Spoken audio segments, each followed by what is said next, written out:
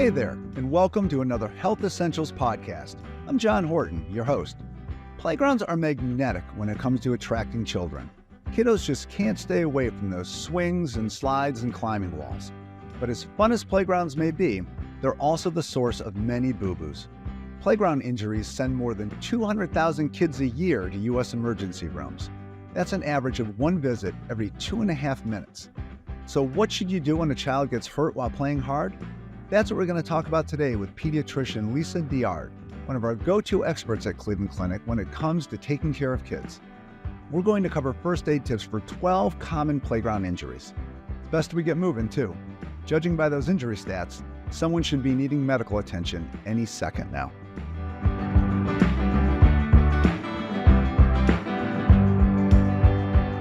Dr. Diard, thanks so much for stopping by our podcast Playground to talk shop today. Thank you, John.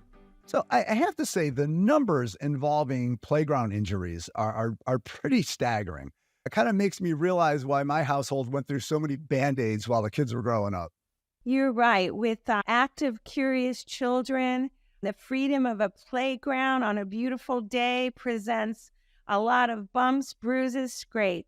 Well, we took care of more than our fair share of them. So we've got a lot to go over today. So I'm going to kind of jump right in, and I'm just going to guess, but rub some dirt on it. Probably won't be one of the recommended methods of treatment. So let's kind of figure out what we should be doing. And let's start with taking care of cuts, which seems like the most basic of playground injuries. Yes, I think the first thing to consider is get the bleeding under control. So you want to apply some pressure for about 5 minutes.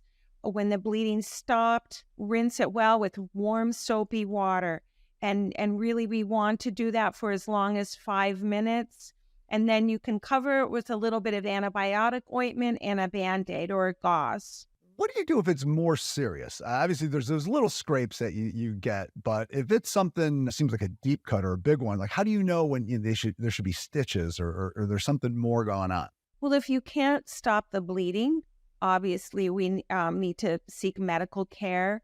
If the wound is gaping open, that would be another red flag. Or if the wound is longer than about a ½ inch, that might need some stitches. Also, if the wound is in a cosmetically sensitive area like the face, that should be taken into consideration as well. Great advice. We are on our way here. So let's move on to, boo-boo number 2, which would be blisters. Yes. Well, the key thing with blisters is do not pop them or pull the skin off. The skin is protection against infection. So we would just want you to rinse the area, wash it gently with warm soapy water. You can, again, apply some antibiotic ointment, cover with gauze. If the blister would pop, leave the skin intact. Again, it serves as a Band-Aid, a prevention to infection. All right. Our next one, a split lip, which it happens, and there's falls and bumping into things and everything like that. What should you do there? Well, often the mouth bleeds a lot. So first of all, don't be alarmed for the amount of blood. And what I would probably do first is rinse the area so you can identify the source of the bleeding in the mouth, and then apply pressure. And that might need 5 to 10 minutes of pressure. And then you can, again, put a cold pack, maybe not ice, but maybe a cold washcloth on the area to reduce any swelling. 2 things there when you said it. I know you said rinse the area. I take it it's important not to scrub at it? Oh, correct. And sometimes these wounds are inside the mouth. So it would just be gentle rinse so a parent or child can identify where the bleeding is coming from, because sometimes there's so much blood in the mouth, you can't tell where to apply the pressure. You would also mention use a cold pack instead of ice. Why is that? So ice can cause burns. We call those chilblains.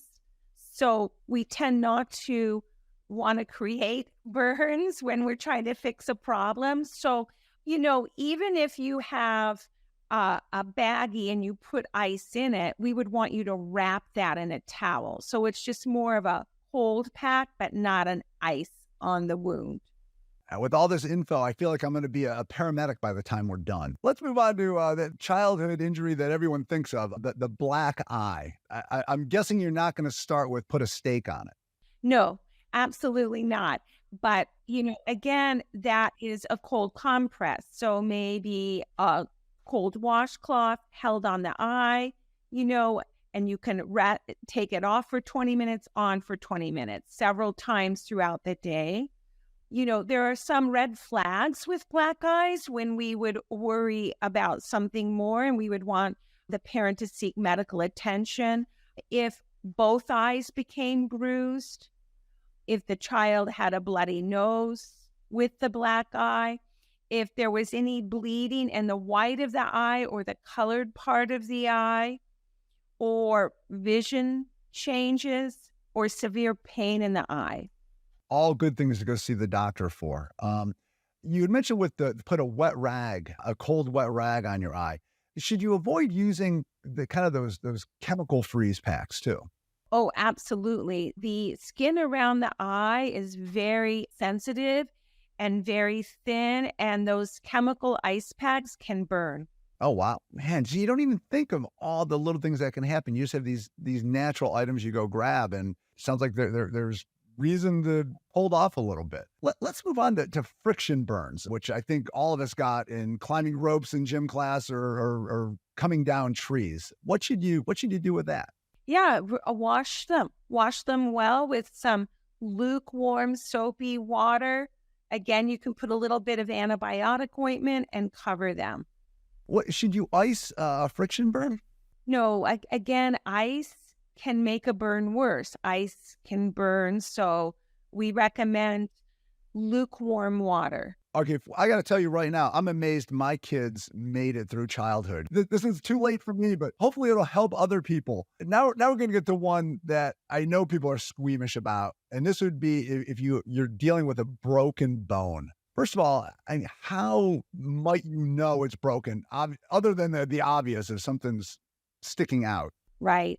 So you're right. The obvious is something sticking out, or if you see a distortion of a joint, clearly that would probably be a break.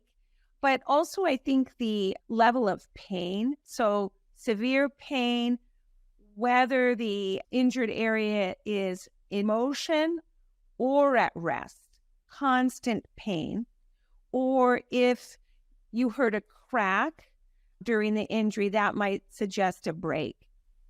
And with a break, you don't want to move the area. You might want to try to splint it if possible, like a firm piece of cardboard or with a wrap around the cardboard and the limb, and then go to the emergency room. And I take it getting help ASAP is really critical with a broken bone?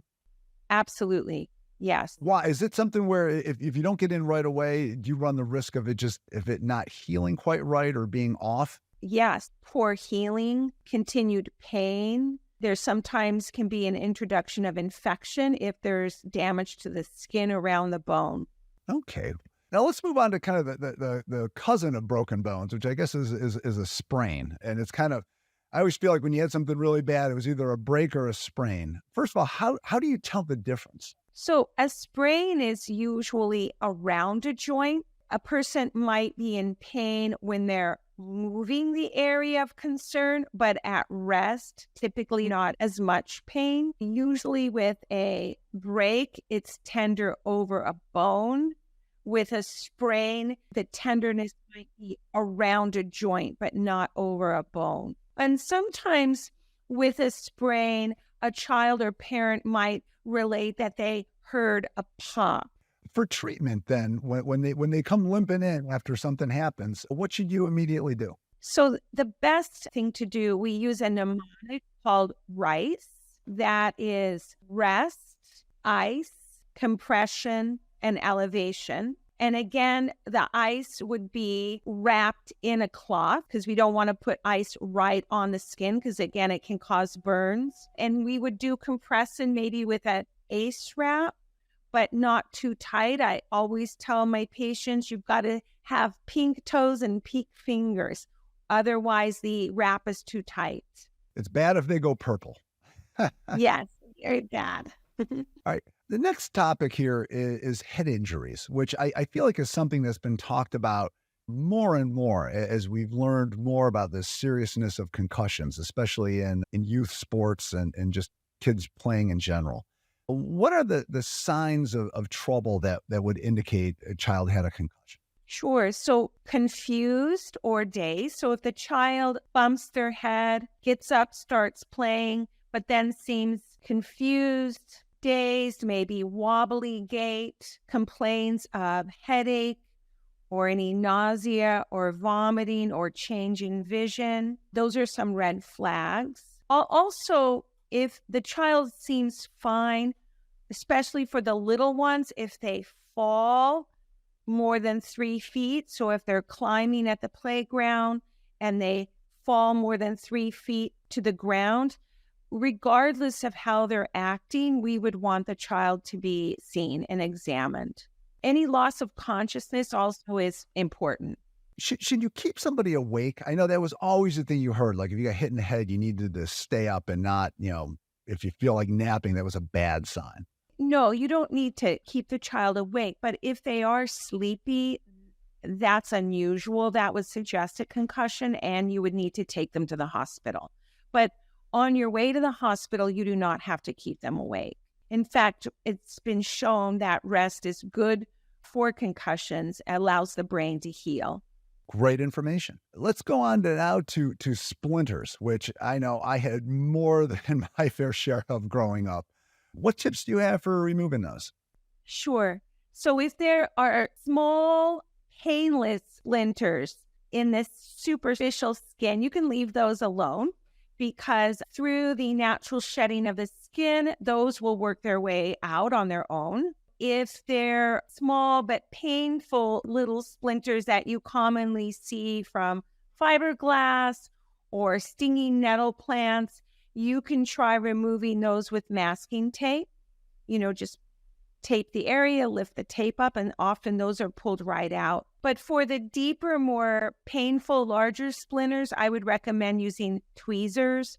You would just pour some rubbing alcohol on the tweezers. You grab the end of the splinter tight and pull out the splinter. We don't suggest washing the area because the splinter can expand with water and make it more difficult to get out. What about using a needle, a sterilized needle or pin to kind of dig in there a little bit? I remember my parents doing that with me, and I did the same thing. Is that a bad thing to do? I think with much caution. So if you feel like this splinter is just under the surface of the skin and you're not going to be digging deep, you can definitely use a little needle to try to pull up the edge so your tweezers can grab it better. Definitely pour some alcohol over that needle. But if you feel like that splinter is pretty deep and you're going to be digging, I would not recommend you attempt that. Go to the doctor. Well, guys, I don't think I would have let them go that deep when I got them. You had mentioned not washing it because it might puff up or things like that. I take it you should put something on it, though, just to avoid the risk of infection? So I think that after you remove the splinter, definitely wash with warm soapy water, and you can put a little bit of antibiotic ointment. But before you remove it, the water will cause the wood to expand and make it more difficult to get out. So I would suggest you cover it. You can put a little bit of antibiotic ointment on while you're waiting to go see the doctor. All right. Moving on to a bloody nose. And I think we've already talked about how the face bleeds a lot and bloody noses can be pretty intense. What should you do if your kid comes in and it's gushing out? So lean forward. Everybody, I think instinct is to lean back, but we want you to lean forward. We want you to pinch both nostrils, hold it tightly for 10 minutes. You can also apply ice to the bridge of the nose, but key is still pinch the nostrils together. And that should work. If the bleeding lasts longer than 15 minutes or it's very profuse, rapid bleeding, it's time to go to the hospital. So why do you lean forward? Because I know, like you said, I think everyone's first inclination is you lean back, like you figure you want gravity to start helping you not have the blood come out. Why do you want to lean forward? If you lean back, blood will drip in the stomach and blood will cause vomiting. And then the force of the vomiting can increase the bleeding of the nose. All right. If a kid comes in with something in their eye, how should you go about treating that? Probably the most important thing is rinse the eye with water. And that can be approached in a couple ways depending on the age of the child. If it's an older child, they might be able to lay their face in a little tub of water lay the affected eye in the water and open the eye underwater. And by opening the eye, the water will naturally rinse the eye. If it's a younger child, I would sit them on my lap, have a pitcher of water, have them lean back and pour the water over the eye and hoping that they'll open and that'll rinse as well. For maybe something you see in the corner of the eye, you can moisten a Q-tip and just try to remove it if it's just in the corner of the eye. And I think the biggest rule is don't rub. Correct. And that can be very hard for a child, but that can cause more damage. So don't rub. When should you go see an eye doctor if something does get in there and you're worried about it? Sure. So if you're successful in removing the little bit of material that got in the eye, and I'm kind of thinking of dirt or sand because we're talking about playground, usually they feel better right away. Within an hour, the eye is less red, less painful, less tearing. So if, 2 hours goes by and there's not improvement, or there's more pain, change in vision, or if clearly there was a sharp foreign object in the eye, that is when you need to seek medical attention. Well, we have just about run the entire gauntlet here. So we are on our 12th and last item, which is if you knock out a tooth, what should you do? So if it is a permanent tooth, we want you to put the tooth back into the socket. You will hold the tooth opposite the root, and you'll just place it right back in and pressing it on your thumb, and then have the child bite down on it, and then go to urgent dental care. If it is a baby tooth, or you can't put the permanent tooth back into the socket, we want you to try to put it in some cold milk. Maybe fill a little plastic baggie with a little bit of cold milk, put the tooth in there, and you can even put the baggie in a little cup of ice and transport that with the child to the dentist. If you do not have milk available, then wrap the tooth in a moist, wet rag and transport it. I take it timing is of the essence if that does happen. Correct. Certainly, we would want you to see a dentist as soon as you can. And there are often emergency dental services available. All right, let me just say the human body is amazing because I cannot believe a tooth could just pop out and you can literally just stick it back in and it will be fine. I mean, it's really that easy. Yes, it is. And often they are fine. But that's where the dentist's expertise comes in to assess the damage. All right. Well, we have covered a lot of ground here, Dr. Diard, and I feel like your tips are going to help any of us get through 99% of the injuries that could happen on a playground or when the kids are just out running around. Before we part ways, though, is there anything we missed or something else you'd like to add? I think we covered a lot. One thing, though, is briefly, a sunscreen is so important because there are not only blisters from shoes, but also blisters from sunburn. So I recommend good sunscreen and insect repellent because bees, wasps, ticks, prevention's always best. Well, it's a little bit extra. It's like a baker's dozen that we gave everybody now. So more than what they asked for. Thank you so much for taking some time out of your schedule to come in today, and I look forward to having you back on the podcast. Thank you, John, so much. It was good to see you. Kids get hurt while playing. That's just a fact of childhood. But with these playground first aid tips from Dr. Diard, odds are your little one will be back in action almost before their tears dry. Till next time, be well.